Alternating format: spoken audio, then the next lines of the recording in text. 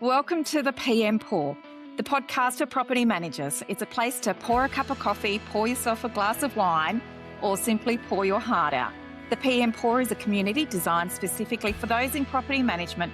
It's a safe space to communicate, network, and learn from one another. Excellent. Welcome to the PM Pour this week, everyone. And we have Andrea Heading with us. She is the CEO of the Real Estate Institute of South Australia. And this is episode 3 with Andrea. So thank you so much, Andrea. What I really wanted to talk about today is our hotline, the hotline for the Real Estate Institute of South Australia, where people can call in and ask for advice. Can you tell me about the hotline and who mans the calls? Yep. So, so we've got an advice line called Query Connect here at REISA, and we have 3 different individuals that work on the advice line. So, and they're all from the industry, either recently retired or one actually is still involved with her own property management agency. So, really, they've got a strong background in PM and or sales. So, and look, really all manner of calls come through from, we service the industry. So whether in property management or sales or the commercial space, tenants that ring up for tenancy advice, landlords that ring up for landlord advice as well. We get some investors that ring through too. And I think at the moment we're close to 700 calls a month that the advice line takes. That's massive. Huge. I know. So if you put that out over a course of 12 months, it's sort of over close to 8,500 calls a year, and because it's has the right people at the end of the phone, like listening to what's and trying to sort of, we talked about triaging problems before, but listening to sort of like the problems that come through, and certainly they're able to say, well, if it was a property manager, say, the right steps you need to go to in the PM space. If you're a tenant, it's to say, well, what your obligation or your rights are in that space, and also back to landlords as well. Just there's some, we always the PMs actually that answer the phone actually really push for the private landlords to look at their moving to a PM space. I mean, only because we sort of see the difficulties that they face, and some of the curly things that come in that you think, oh goodness me, like what are some of the reasons that they choose to manage the property themselves?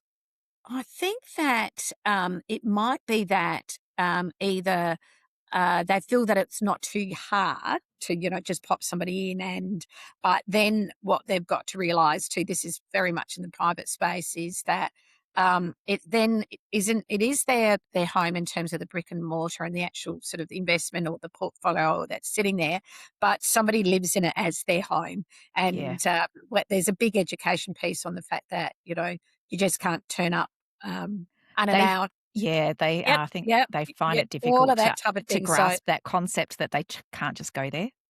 Absolutely. And look, I have also talked back with the Landlord Association too, of some of the things that we find that come up as a constant thread, just so that they're aware of, whatever comms they send out to their it's not an association, but to their group, that they're sort of kept abreast of some of the burning issues.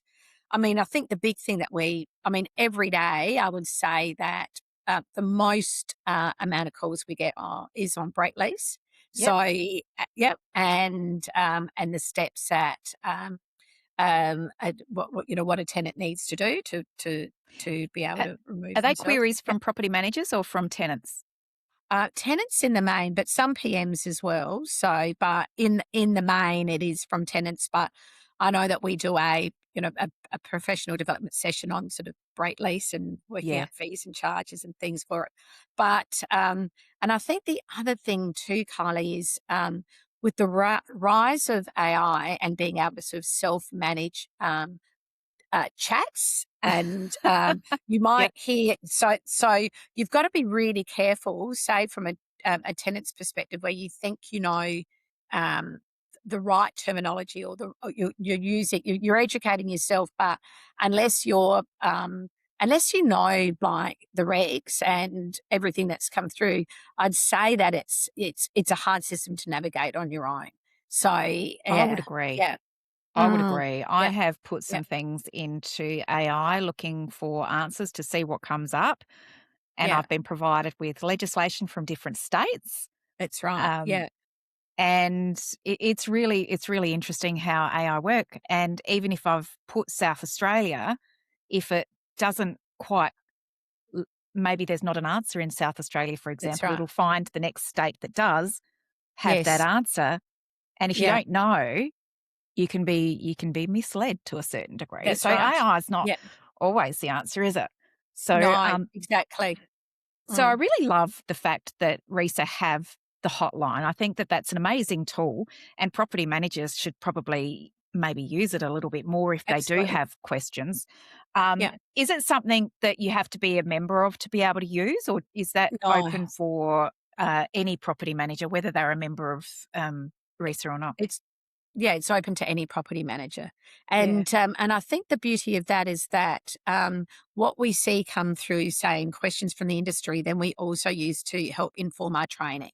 So it Yep. might be that Ah, there's, you know, something that's come up to say, well, and look, if there's enough of a common theme, then that certainly then dictates what training looks like that for it. So yeah, yeah, yeah, so that's a really good point. So the more things that are put into that system, so to speak, with regards to phone calls, you can then yes, tailor training sessions around, and that's irrespective as to whether it's residential property management, commercial property management, or like you said before, sales. So that's right. um, Yeah, yeah, so I think it's yeah, I don't know whether it's a well-known thing that RESA have yeah. this hotline, but yeah, absolutely, people should use it for sure. That's right. Yeah, Yeah. yeah. What And do you? actually, it's fun.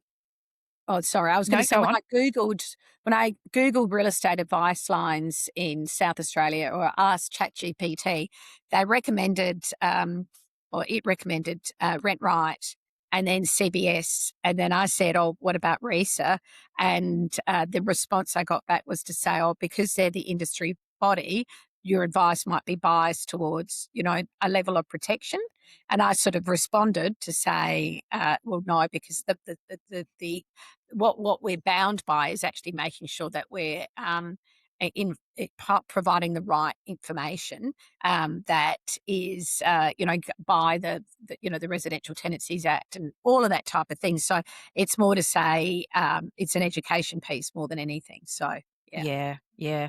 I mm, think it's something that, and because the information being provided is actually being provided by people who have been in the industry, who've had yes, experience, and even still in the industry, I think that yes, that's a real it's a winner that's for right. people in Yes, our industry to be able to just simply pick up the phone. And I yeah. dare say the wait times are probably less than CBS as well. Yeah, it is. Actually, it is. But I think it's funny because certainly with certain, and plus, actually, with the amount of calls that we also get sort of like lots from tenants in public housing as well, which is quite Ah, interesting given the fact that, you know, their landlord is effectively the government. yeah, So, you know, we try and we give advice up to a certain point, but then also send them out to sort of like other areas. And when it's sort of, quite serious, there's some things that's been raised where we've sort of had to immediately sort of alert CBS, which is to do with maybe some things that are actually even beyond a peak body's control. So, you know, we have a mandatory sort of like right reporting obligation for certain things as well. But we might also, you know, refer people on to Legal Services Commission, certainly for SA Housing Trust, all of that. So then we've got our book of, of other places that can help a particular individual as well. yeah. What do you think some of the biggest challenges are um, for property managers at the moment? Maybe we're not talking about them enough. Yeah, I think so. I think it's funny because I think that they play such an important role in the whole ecosystem.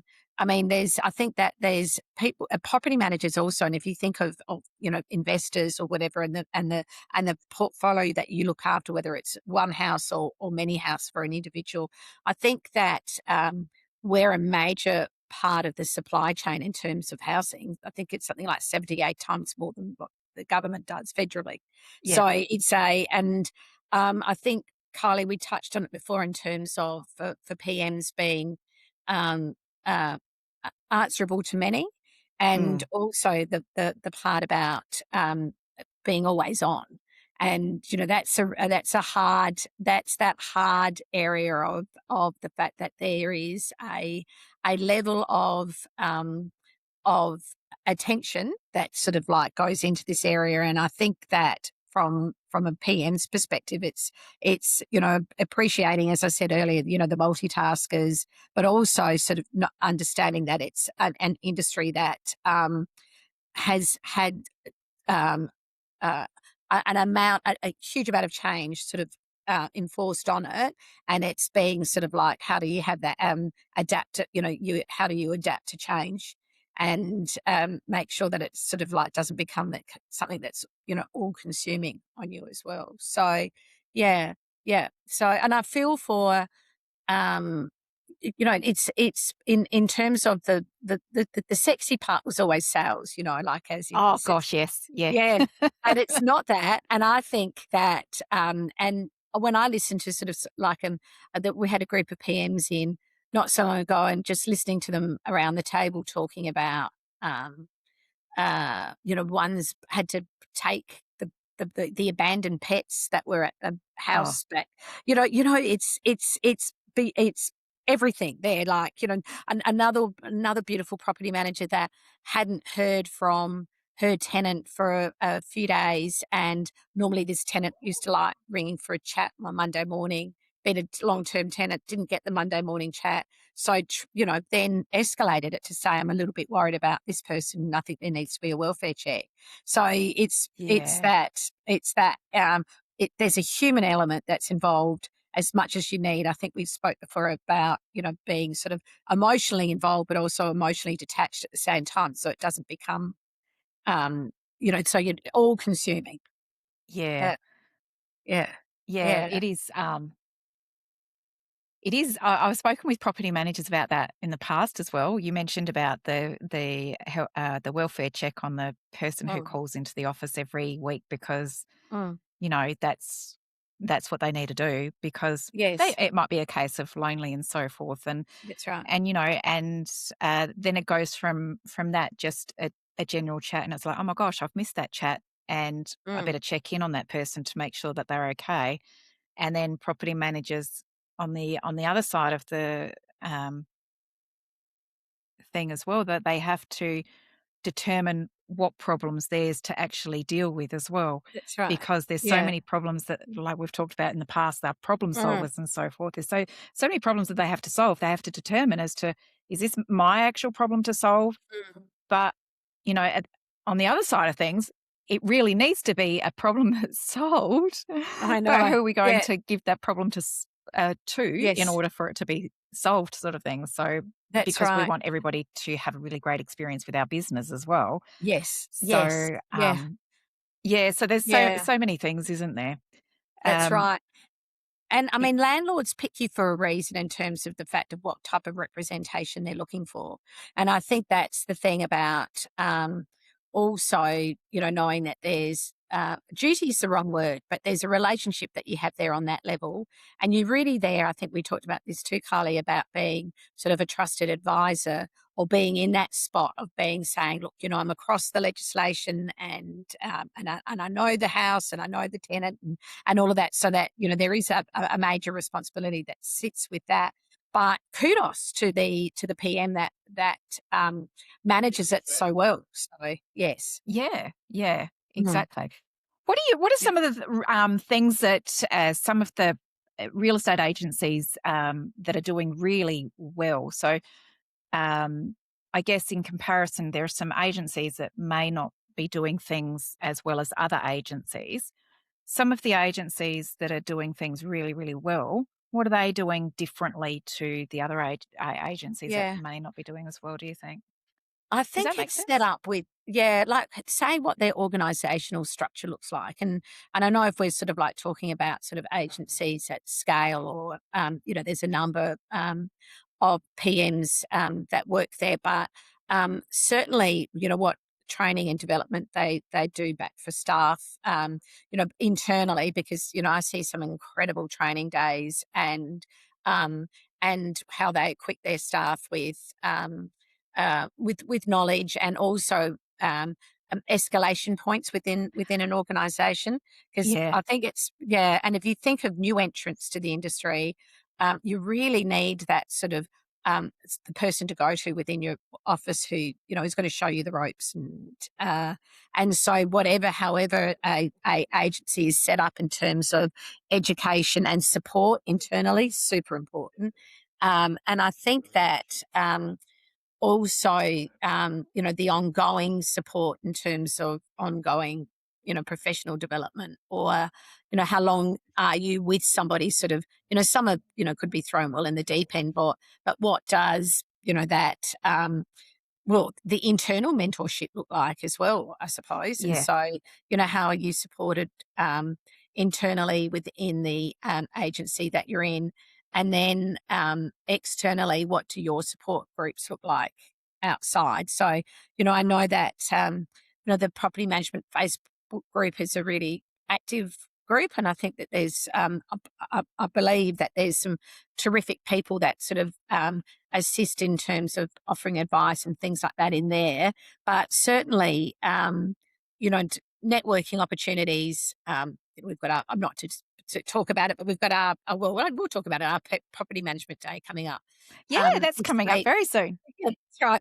But also, it's more about at events like that, we want to celebrate the individuals, celebrate the teams, but also, have the opportunity to sort of acknowledge each and every one in terms of the role they play. But not the smaller agencies, because it doesn't have to be size determined, but certainly some of the calls that we might get are from PMs that might feel isolated or not supported in the space that they're in. Mm. And that's tricky. So that's sort of like really, that's where you need to sort of call a friend, or once again, sort of somebody in your trusted circle, or whatever, that you feel like you can bounce some ideas or some suggestions, or work through some issues or problems with. So Yeah. yeah, And I think really also giving property managers, or empowering property managers, in order to be like for them to be able to make decisions as well, that's right. without going to a team leader every 5 seconds. So Yes, it's sort of giving them the ability to be able to make decisions on behalf of the business to a certain degree. that's right. Yeah. But that feeling of empowerment as well. I think Um, helps with that, and certainly the education piece as well, networking, yeah, and having just a great culture that's right. within your business. Yeah. So Yeah, and I mean, the big thing that I've seen, and this has been sort of like, for the past 3 years that I've been here, but, is the profile, sorry, of prop tech. And so, whatever you've got within your business that, you're learning a new system, and does it help my day to day? Does it encumber my day to day?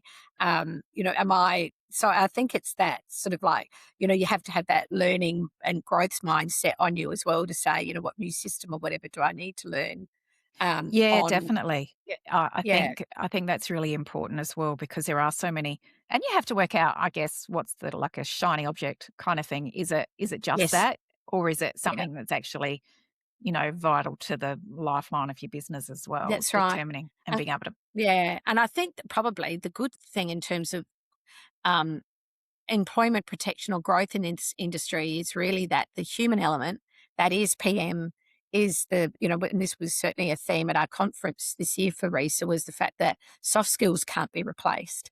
And, No. that judgment call and everything there. I think that you need.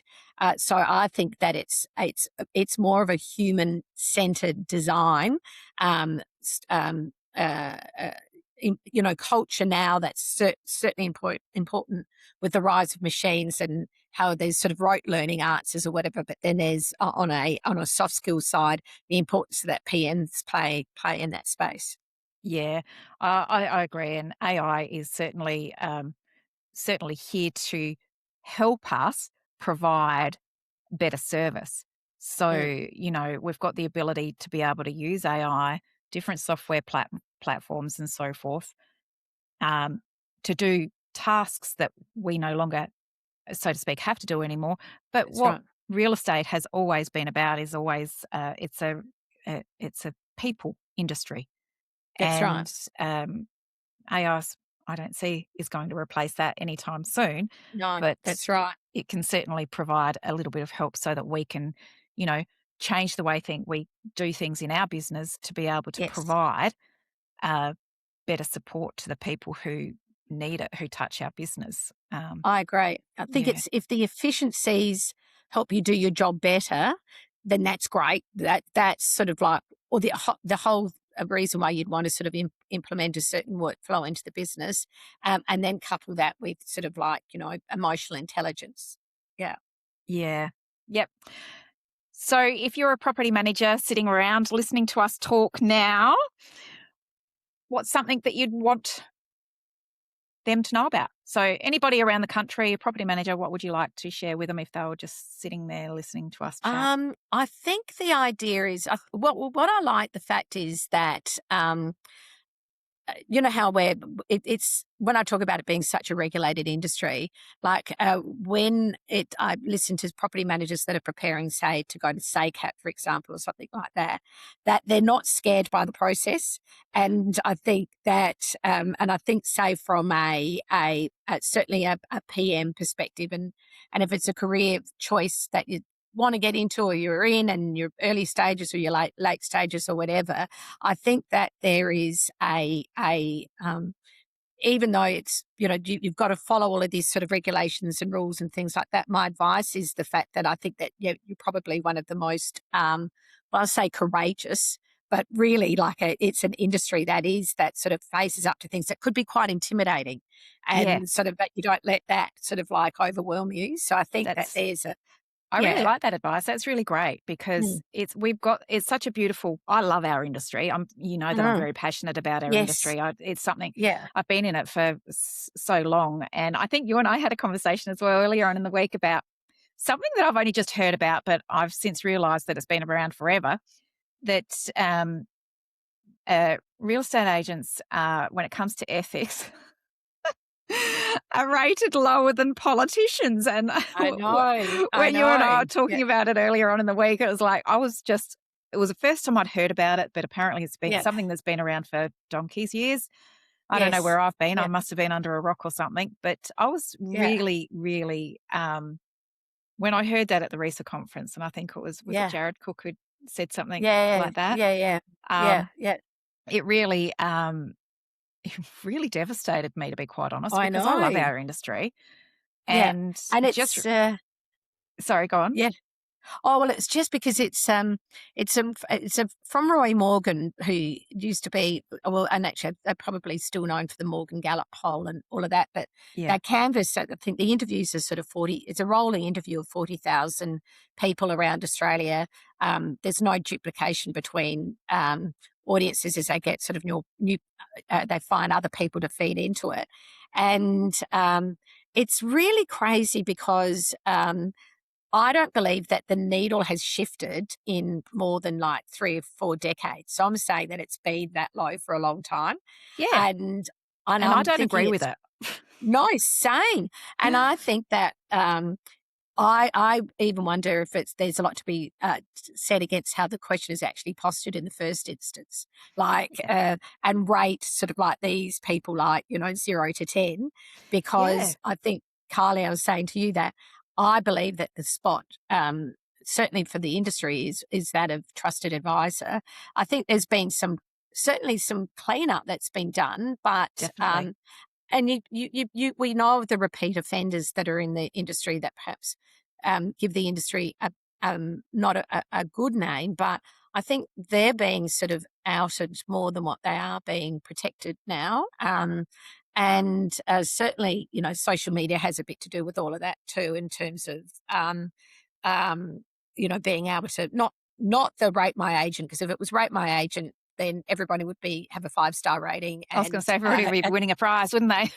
Yeah, exactly. So it's like that as well. But I think it's such a public-facing industry that, along with that, the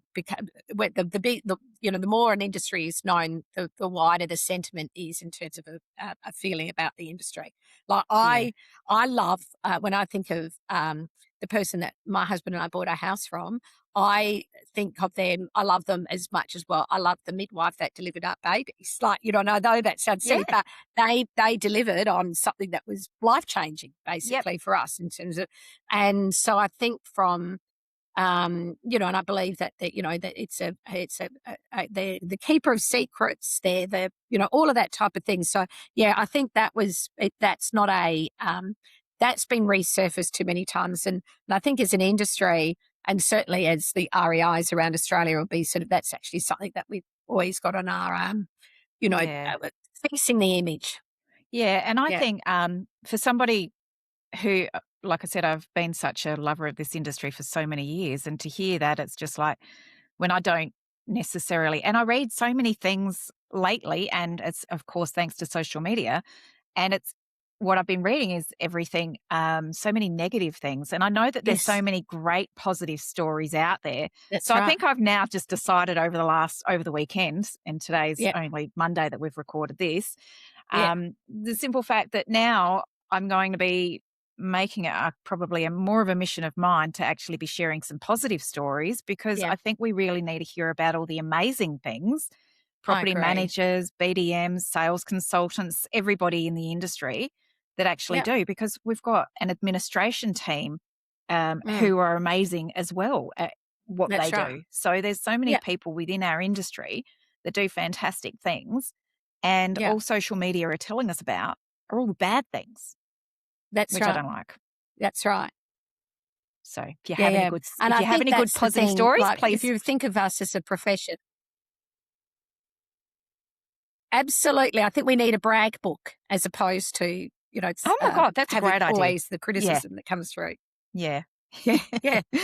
All right. Well, thank you so much for joining me again, Andrea. Is there anything else that you want to share that we've not really covered today? I feel like we've covered quite a bit, and I know that there's a lot more that I want to talk to you about.